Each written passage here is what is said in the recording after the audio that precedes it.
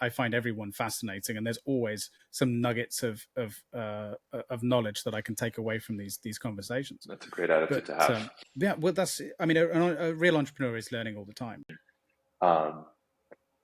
Makes it the most efficient way to impart change. And what I then became obsessed with after realizing was that, okay, so if startups are the most effective mechanism for affecting change in the world, how can you build a good startup? How can you build that tech in a responsible way? And I learned that it was through design thinking. It was through earnest listening and curiosity, the values that you're espousing now, and doing that well. Because I think a lot of entrepreneurs understand the virtues of it, but don't actually practice it properly. So that's what I help with a lot of times, is making sure that you are doing the user interviews, and that you're conducting those interviews properly, not with leading questions, that you've got good research methodologies at your back. They sell. Make comments. Yeah, and there's a lot of, I would say the lion's share of founders are also salespeople. Right. Or at least they should be. They can sell a vision. They can sell an idea. And that's how they got the money to help start the company. But then when it comes to exploring and curiosity, they can't quite turn off the sales attitude and habit.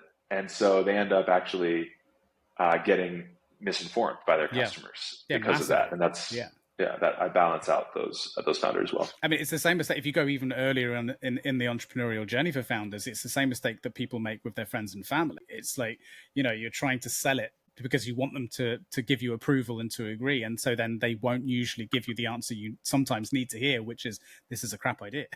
Yes. And that's really crucial, because that could have saved that can save people years.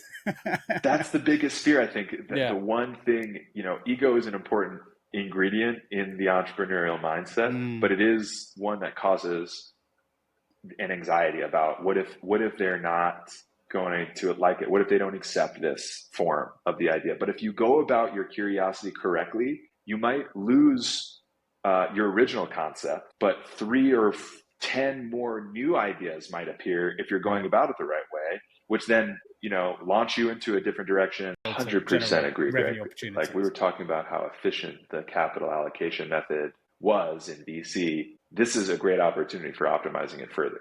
Yeah. Like, when a bunch of founders are all failing at a single market, if you combine them, or if they were to get into a room and talk about the lessons that they've been learning, how would that affect things? And I think that another, not hate to bring up ego yet again, but it's one of the reasons that keeps us from having that discussion. Like, I think 5-10 years ago, I heard a phrase that collaboration is the new competition. I mean, the competition side of things is incredibly important. I think it is, I've always been of the opinion that the competitors aren't your enemies, that we should be looking at ways to learn from each other and open dialogue with one another. But I guess I'm a bit of a hippie in that sense. I feel the same sometimes. I feel the same. Like,